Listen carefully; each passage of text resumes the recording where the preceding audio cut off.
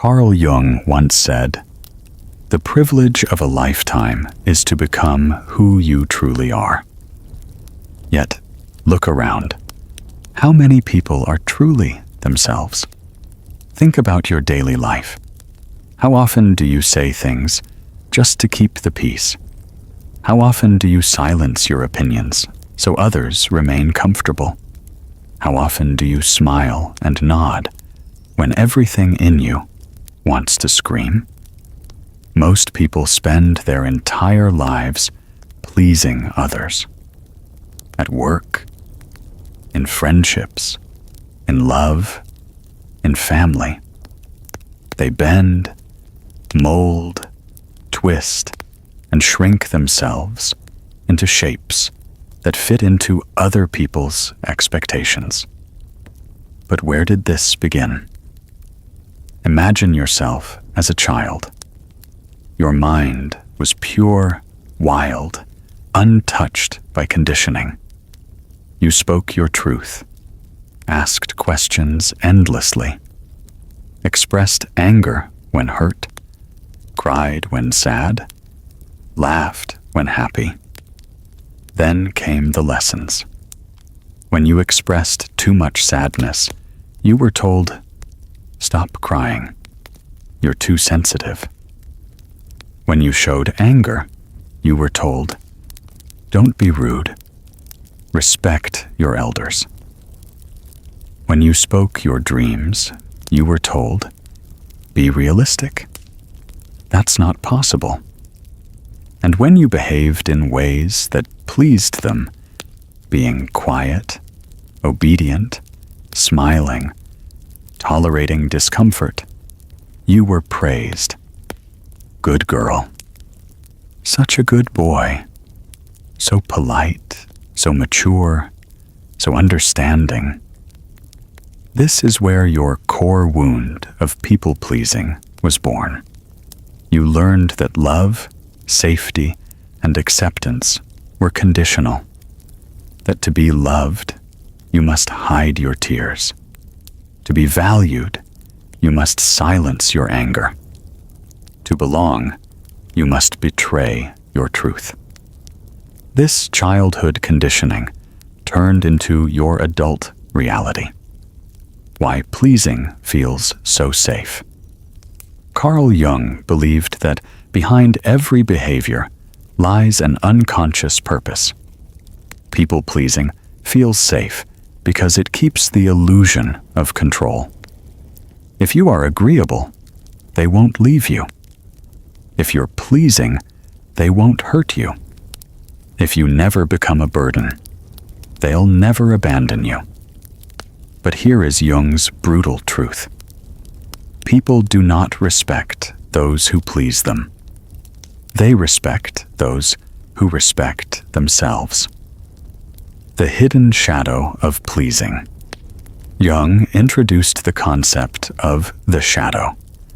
The parts of ourselves we deny, repress, and hide because they feel unacceptable. For people-pleasers, their shadow holds anger, assertiveness, desire, boundaries, unapologetic truth. When you deny your shadow to keep your light acceptable, you become half alive. And slowly, the people around you notice. They notice you say yes even when you want to say no. They notice you tolerate disrespect silently. They notice your eyes betray your forced smile. And something shifts. They no longer see you as an equal. They see you as a tool. Someone to lean on, to unload on, to blame, to use for their comfort. Because here is the harsh psychology. Humans subconsciously test others to see how far they can go. When you continue pleasing them despite their disrespect, their mind learns. I can treat you however I want. You'll still stay. The psychology behind why you can't stop. You might tell yourself, "I'm just being nice. I don't like conflicts. I want everyone to be happy." But beneath these justifications lies fear. The fear of being disliked, being alone, being rejected, being labeled selfish or difficult. Jung taught that people-pleasing is not love. It is fear in disguise. You don't please because you care about others. You please because you fear yourself.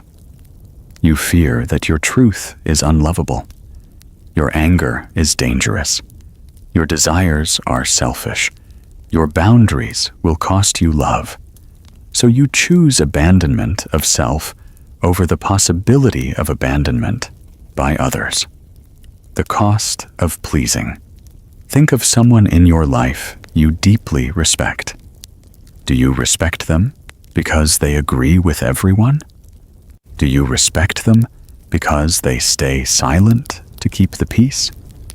Do you respect them because they say yes when they want to say no? Or do you respect them because they stand firm in their truth? Because they have boundaries? Because they live unapologetically aligned with their inner self, even when it costs them approval?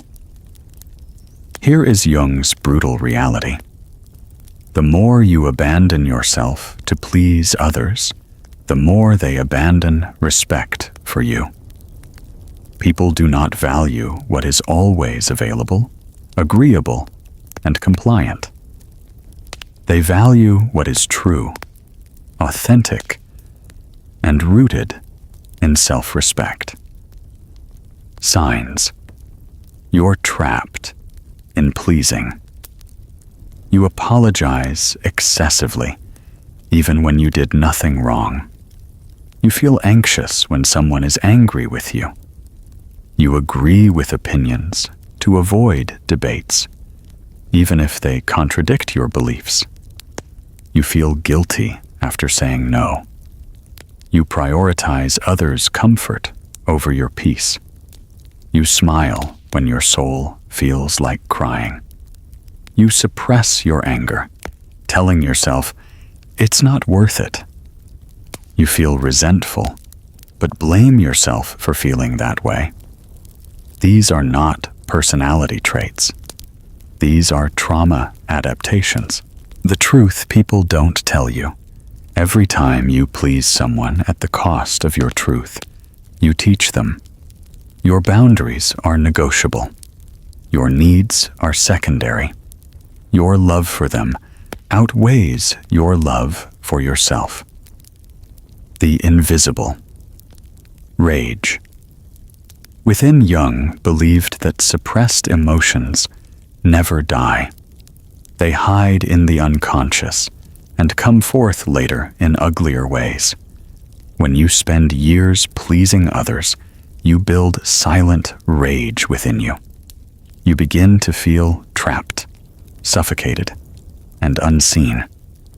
You start hating the very people you please, resenting them for crossing boundaries you never set.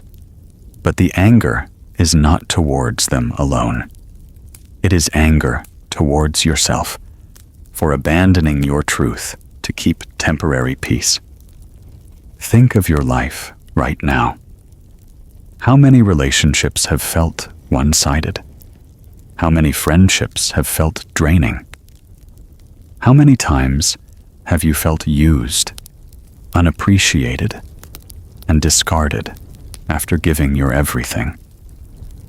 You may think, why do I keep meeting people like this? Why do they take advantage of me? Here is Jung's brutal answer. Because people-pleasers attract takers. The law of psychological balance. Carl Jung believed that the psyche, like nature, seeks balance. If one person is excessively giving, another will appear who is excessively taking. If one person always says yes, another will appear who demands endlessly. If one person suppresses anger, another will appear who freely expresses aggression. This is not spiritual punishment. It is psychological magnetism. Imagine a seesaw. If you sit at one end, someone must sit at the other to balance it. Your people-pleasing creates an imbalance of power. And life, like gravity, fills that imbalance with the opposite energy. White takers, love pleasers. To understand this, we must enter the mind of the taker or manipulator. Manipulators are not always evil.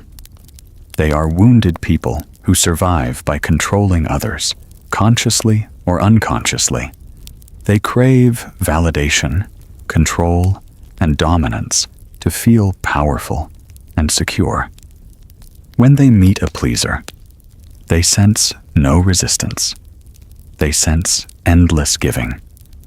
They sense emotional dependence, and their psyche sees an opportunity. Here is someone I can drain without fear of abandonment. The shadow dance. Carl Jung called this the shadow dance. The shadow of the pleaser is anger, self-respect, and assertion, traits they fear expressing. The shadow of the taker is dependence, fear of rejection, and weakness, traits they refuse to acknowledge. So the pleaser offers obedience to avoid abandonment. The taker offers validation to maintain control. Both remain trapped in an unspoken psychological contract. I'll keep giving so you don't leave me. I'll keep taking so you don't realize your power.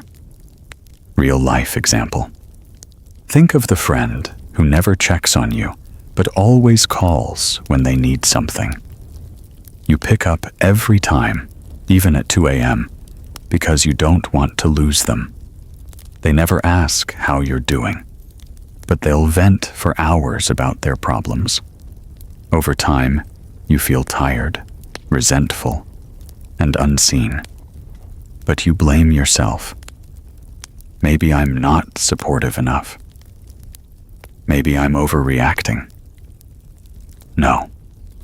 They have learned that your selflessness has no limits. Or think of the partner who demands your time, energy, money, and emotional labor, but gives back breadcrumbs of affection, just enough to keep you hooked. They criticize your choices. They invalidate your feelings. They call you selfish when you express needs. Yet you stay, trying harder to please them, hoping your sacrifice will earn their love. But here is Jung's brutal truth. What you accept is what you teach. If you accept disrespect silently, you teach them disrespect is acceptable. The psychological reason you stay. You may ask, why can't I leave people who treat me this way? Because your mind confuses familiarity with safety. If, as a child, you felt love was conditional, inconsistent, or abusive, your nervous system learned. Love feels like anxiety. Love feels like earning approval. Love feels like giving endlessly and receiving crumbs. So in adulthood, when you meet someone who mirrors this dynamic, your body says, "This feels like home," even if your mind knows it is toxic. Jung's concept of repetition. Compulsion. Jung explained that we repeat our wounds until we become conscious of them. You keep attracting takers because your unconscious is trying to heal the original wound. Maybe this time, if I give enough, they will love me fully, and I will finally feel worthy. But takers are not here to heal you. They are here to teach you where you abandon yourself. Think about your life. How many times have you wanted to say no, but felt guilty? Wanted to speak up, but feared hurting someone? Felt resentment rising, but silenced it with fake calmness? Felt anger boiling, but forced a smile instead? Carl Jung taught that anger is not evil. It is a messenger, a sacred fire that burns away what threatens your boundaries, dignity, or truth. But why do people-pleasers fear this sacred fire so deeply? The childhood root. Anger was punished. Imagine yourself as a child. One day, you came home feeling hurt by a friend. You shouted, cried, and raged at your mother about it. But instead of soothing your feelings, she snapped, "Stop yelling. Go to your room until you calm down." Or perhaps you disagreed with your father, and he roared, "How dare you talk back to me?" Maybe you showed anger at school and were labeled a bad kid. Teachers told you anger was disrespect. Parents told you anger was dangerous. Society told you anger was ugly. Slowly, you learned. Anger leads to rejection. Anger leads to punishment. Anger destroys love. So you buried it, deep, deep into your shadow. The shadow side of repressed anger. Carl Jung taught that what we repress doesn't disappear. It festers in the unconscious, emerging later in darker ways. Passive aggression, silent resentment, self-sabotage, depression, chronic fatigue, the exhaustion of holding unexpressed rage. Think about it. That person who says yes to everything with a forced smile, they are seething inside. That friend who never argues but ghosted you one day, they carried unspoken anger for years. That colleague who works tirelessly but suddenly quits without notice, their anger was never voiced, only buried. Why you feel guilt for speaking truth. Guilt is the people-pleaser's constant companion. When you set a boundary, you feel guilty. When you prioritize yourself, you feel guilty. When you express anger, you feel guilty. But guilt is not always truth. It is often trauma. Jung believed that guilt, for the people-pleaser, is simply the pain of breaking childhood conditioning. You were conditioned to believe your worth equals making others happy. Your love equals tolerating discomfort. Your safety equals avoiding conflict. So now, when you break these rules, your nervous system panics. Real life. Example. Imagine your friend keeps borrowing money, but never repays it. You want to say, "No, I can't lend you anymore. I feel taken advantage of." But the moment this thought arises, guilt floods your chest.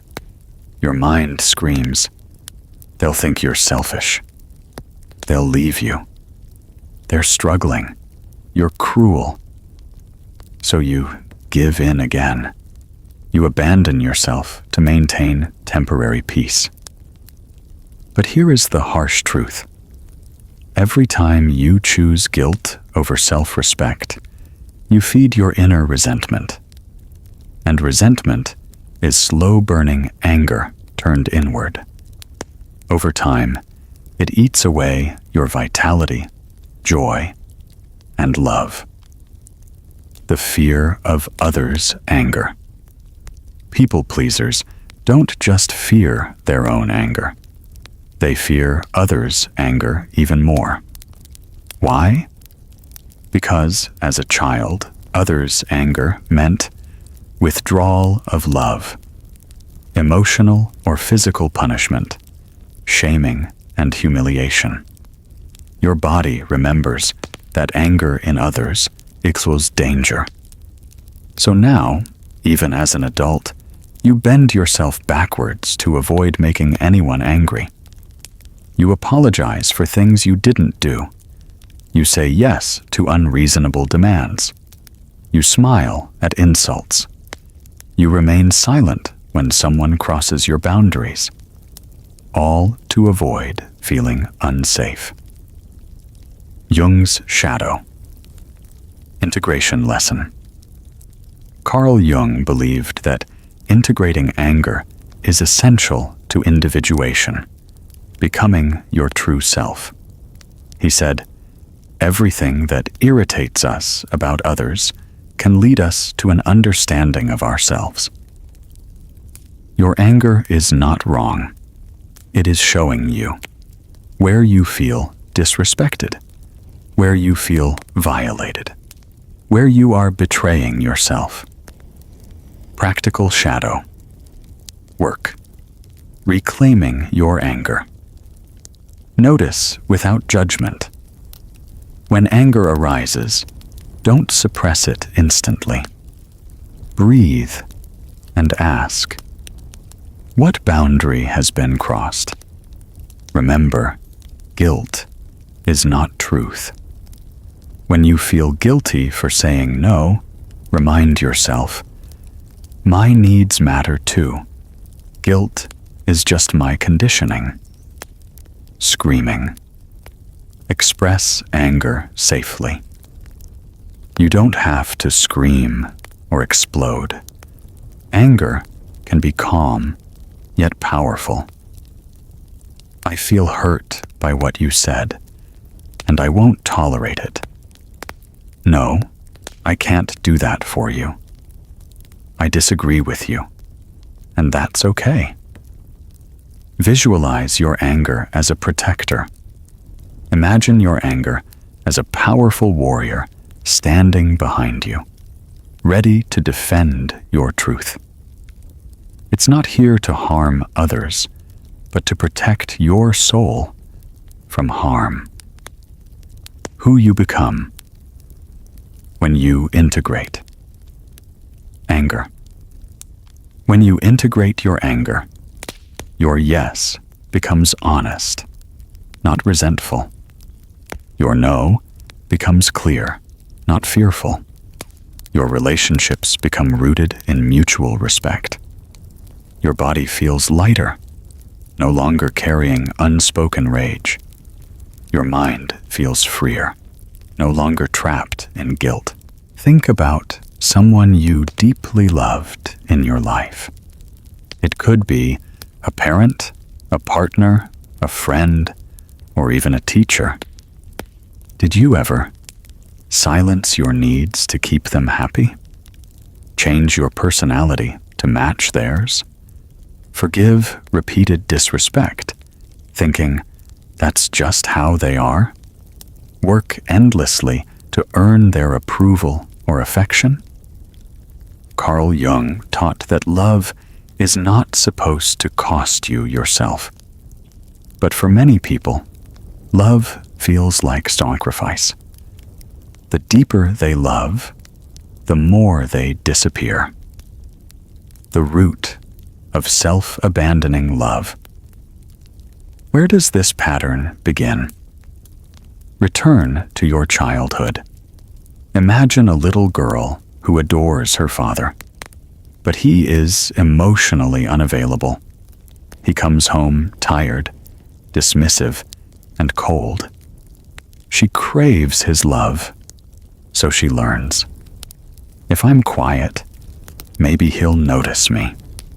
If I get good grades, maybe he'll praise me. If I don't cry or complain, maybe he'll hug me. Every act of love becomes an act of self-abandonment. Her needs are hidden under her performance. Her truth is buried under her obedience. Or imagine a little boy with a mother who is overwhelmed and angry. She scolds him for being loud, messy, playful. He learns, if I make her laugh, maybe she won't yell. If I stay quiet, maybe she'll be happy. If I become useful, maybe she'll love me. So he becomes a caretaker child, always checking her mood, always anticipating her needs, always hiding his feelings to keep her calm. This becomes your love language. As an adult, this child becomes someone who chooses partners. They can fix or save. Mistakes. Chaos for passion. Tolerates disrespect, calling it love. Feels anxious when loved calmly and safely. Overgives to feel needed. Because their nervous system learned, love is earned by disappearing. Love is kept by sacrificing. Love is proven by tolerating pain. The shadow of self-abandonment. Carl Jung taught that what we abandon in ourselves becomes our shadow, and our shadow controls us from the dark. When you abandon your needs, desires, and truth in love, your shadow grows with silent rage, unmet hunger for real intimacy, resentment towards those you love, deep loneliness, even in relationships, the cycle you can't break. Have you ever asked yourself, why do I keep loving people who hurt me? Why do I feel empty even when I give everything? Because your love was never love. It was self-abandonment disguised as love. You didn't love them unconditionally. You loved them conditionally. If I love them enough, they'll finally love me back. If I forgive them again, they'll change. If I give them everything, they won't leave. But real love does not demand your disappearance. The pain of being unseen. One day, after years of overgiving, you feel tired, empty, angry at yourself for tolerating so much, angry at them for never seeing your pain. But they can't see it, because you never showed it. You taught them that your needs don't exist. You taught them that your boundaries don't matter. You taught them that loving you requires no effort, because you'll love enough for both. Imagine a woman dating a man who constantly cancels plans, ignores her messages, and shows minimal effort. She tells herself, he's busy. He'll come around. I just need to be patient, understanding, supportive. She cooks for him, buys him gifts, stays up late waiting for his calls. And when he finally gives her a small crumb of affection, she feels loved. But is that love? Or is it starvation? Love should not feel like chasing a single drop of water in a desert. Real love feels like rain, mutual, nourishing, abundant. How to stop abandoning yourself in love. Ask, what am I hoping to earn? If your love feels exhausting, ask yourself, what am I hoping this person will finally give me? Often, it's not their love, but your childhood wound seeking resolution. Notice where you silence your truth.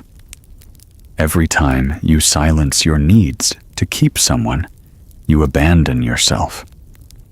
Ask, if I express my truth and they leave, what does that reveal? It reveals they loved your compliance, not your soul. Replace performance with presence. You don't have to earn love by performing. Sit with your discomfort when you are not giving. Watch who stays when you're not sacrificing yourself. Integrate your shadow of worthiness. Jung taught that our worth is not conditional. It exists beyond approval. Your shadow holds your unapologetic worthiness. Embrace it. Today, choose yourself. Because the brutal truth is this: they will never respect you if you keep pleasing them. But they will always remember the day you chose your dignity over their comfort. Comment below: I choose my dignity. Subscribe to Psychatic for more raw, unfiltered truths from Carl Jung, shadow work, and psychological healing. If this video helped you break free from pleasing, consider leaving a super thanks to support the channel. Share this with someone who needs to hear the brutal truth today.